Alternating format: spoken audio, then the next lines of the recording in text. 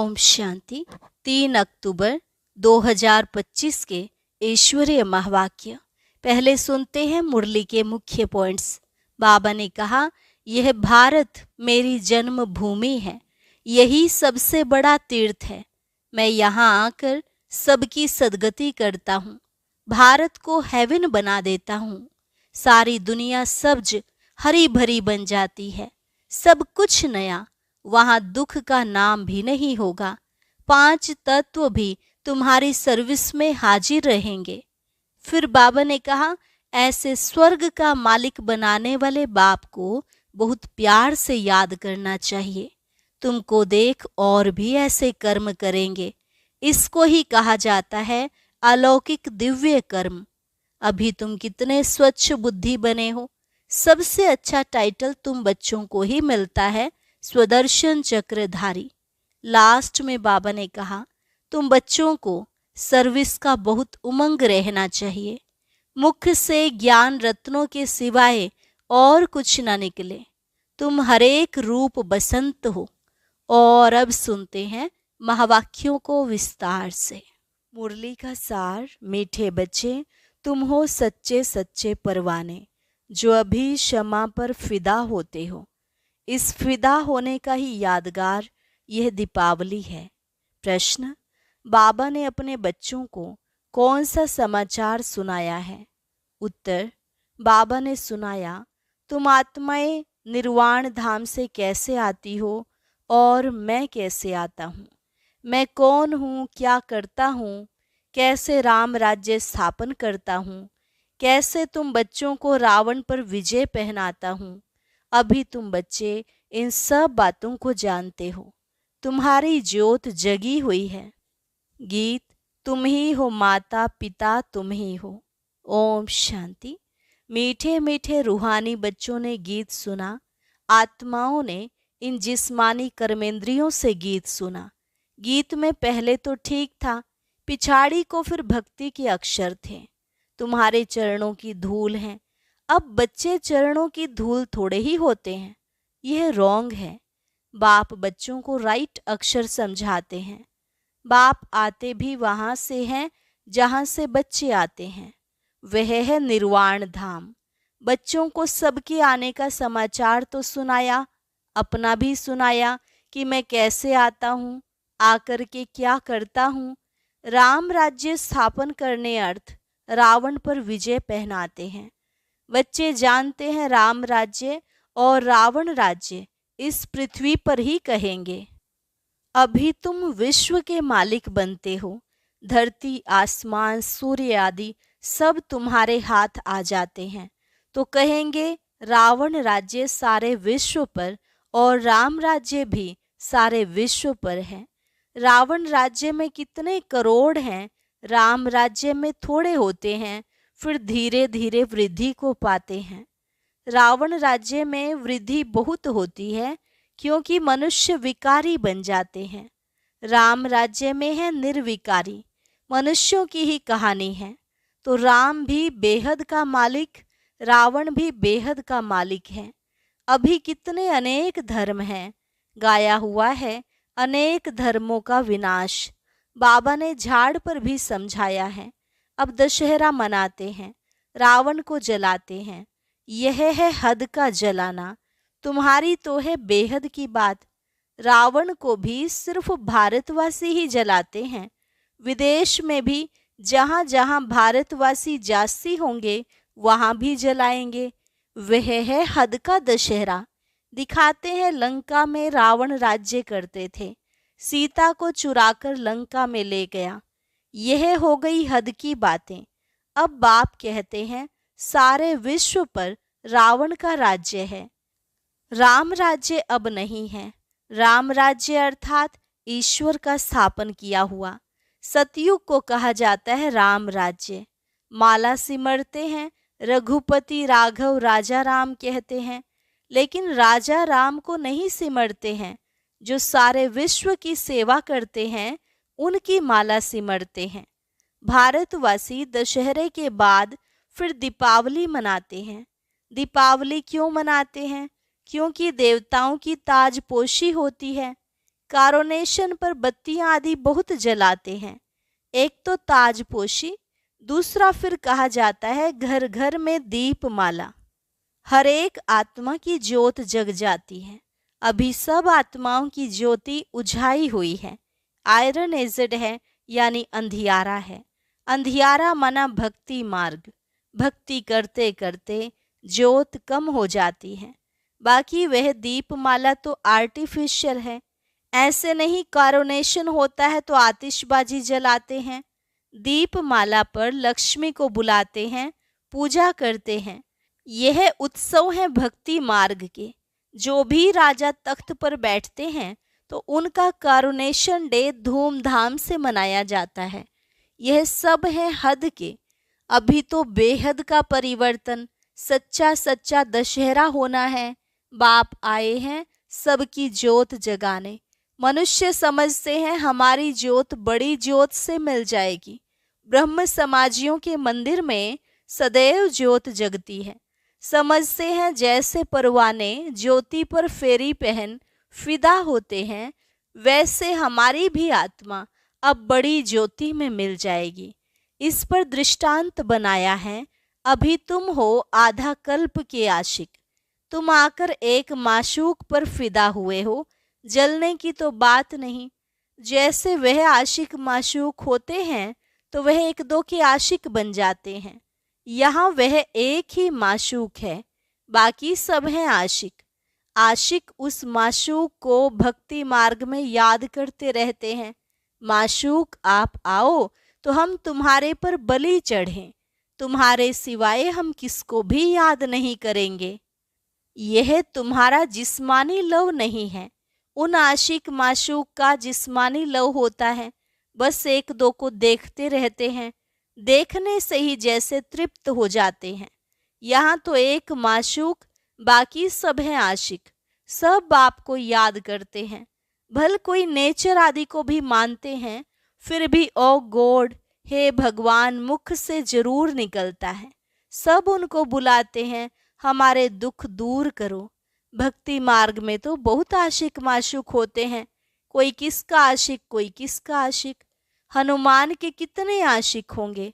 सब अपने अपने माशूक के चित्र बनाकर फिर आपस में मिलकर बैठ उनकी पूजा करते हैं। पूजा कर फिर माशूक को डुबो देते हैं।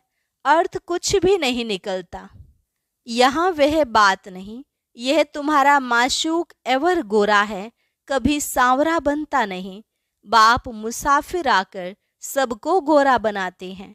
तुम भी मुसाफिर हो ना, दूर देश से आकर यहाँ पार्ट बजाते हो। तुम्हारे में भी नंबरवार पुरुषार्थ अनुसार समझते हैं। अभी तुम त्रिकालदर्शी बन गए हो। रचता और रचना के आदि मध्य अंत को जानते हो तो तुम हो गए त्रिकालदर्शी ब्रह्मा कुमार कुमारियां। जैसे जगत गुरु आदि का भी टाइटल मिलता है ना, तुमको यह टाइटल मिलता है। तुमको सबसे अच्छा टाइटल मिलता है स्वदर्शन चक्रधारी। तुम ब्राह्मण ही स्वदर्शन चक्रधारी हो या शिव बाबा भी है? शिव बाबा भी है, हाँ, क्योंकि स्वदर्शन चक्रधारी आत्मा होती है ना शरीर के साथ। बाप भी इसमें आकर समझाते हैं। शिव बाबा स्वदर्शन चक्रधारी न हो तो तुमको कैसे बनाए? वह सबसे सुप्रीम ऊंच ते ऊंच आत्मा है। देह को थोड़े ही कहा जाता। वह सुप्रीम बाप ही आकर तुमको सुप्रीम बनाते हैं। स्वदर्शन चक्रधारी आत्माओं के सिवाय कोई बन ना सके। कौन सी आत्माएं? जो ब्राह्मण धर्म में है। जब शूद्र धर्म में थे तो नहीं जानते थे, अब बाप द्वारा तुमने जाना है।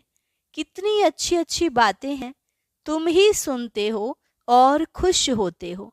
बाहर वाले यह सुने तो आश्चर्य खाएं, ओहो यह तो बहुत ऊंच ज्ञान है।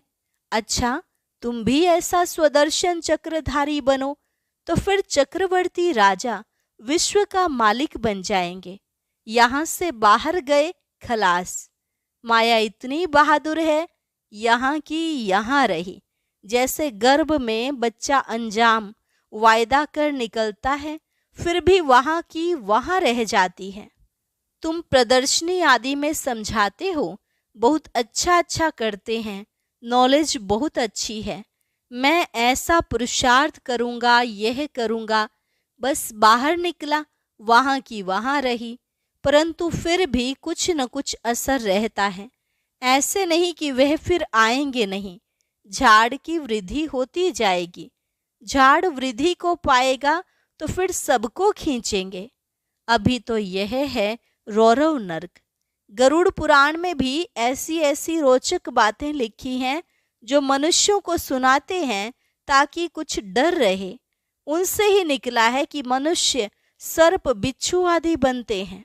बाप कहते हैं, मैं तुमको विषय वैतरणी नदी से निकाल क्षीर सागर में भेज देता हूँ।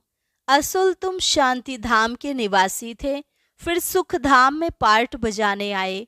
अभी फिर हम जाते हैं शांति धाम और सुख धाम। यह धाम तो याद करेंगे ना? गाते भी हैं, तुम मात पिता हम बालक तेरे, तुम्हारी कृपा से सुख घनेरे। वह सुख घनेरे तो होते ही हैं सतयुग में। अभी है संगम। यहाँ पिछाड़ी में त्राही त्राही करेंगे क्योंकि अति दुख होता है। फिर सतयुग में अति सुख होगा। अति सुख और अति दुख का यह खेल बना हुआ है। विष्णु अवतार भी दिखाते हैं। लक्ष्मी नारायण का जोड़ा जैसे ऊपर से आते हैं। अब ऊपर से शरीरधारी कोई आते थोड़े ही हैं। ऊपर से आती तो हर एक आत्मा है, परंतु ईश्वर का अवतरण बहुत विचित्र है। वही आकर भारत को स्वर्ग बनाते हैं। उनका त्योहार शिव जयंती मनाते हैं। अगर मालूम होता कि परम पिता परमात्मा शिव ही मुक्ति जीवन मुक्ति का वर्षा देते हैं, तो फिर सारे विश्व में गॉड फादर का त्योहार मनाते। बेहद के बाप का यादगार मनाएं तब जब समझें कि शिव बाबा ही लिबरेटर गाइड है। उनका जन्म ही भारत में होता है।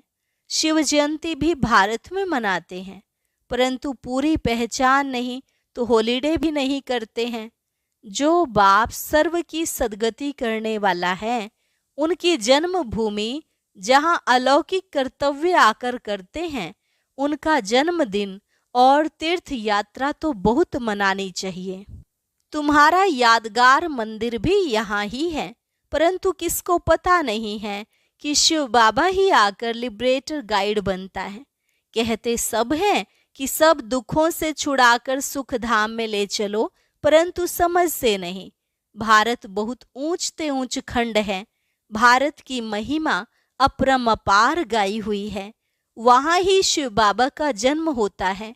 उनको कोई मानते नहीं, स्टैंप नहीं बनाते, औरों की तो बहुत बनाते रहते हैं। अब कैसे समझाया जाए जो इनके महत्व का सबको पता पड़े। विलायत में भी सन्यासी आदि जाकर भारत का प्राचीन योग सिखलाते हैं। जब तुम यह राजयोग बताएंगे तो तुम्हारा बहुत नाम होगा। बोलो, राजयोग किसने सिखाया था, ये किसको पता नहीं है। कृष्ण ने भी हठयोग तो सिखाया नहीं। यह हठयोग है सन्यासियों का, जो बहुत अच्छे पढ़े लिखे हैं, जो अपने को फिलोसोफर कहलाते हैं। वह इन बातों को समझ और सुधर जाएं। कहें हमने भी शास्त्र पढ़े हैं, परंतु अब जो बाप परमात्मा सुनाते हैं वह राइट है, बाकी सब है रॉन्ग। तो यह भी समझें कि बरोबर बड़े से बड़ा तीर्थ स्थान यह है जहाँ बाप आते हैं, स्वयं भगवान आते हैं। तुम बच्चे जानते हो, इसको कहा जाता है धर्म भूमि। यहाँ जितने धर्मात्मा रहते हैं उतने और कहाँ नहीं। तुम कितना दान पुण्य करते हो, बाप को जानकर तन मन धन सब इस सेवा में लगा देते हो।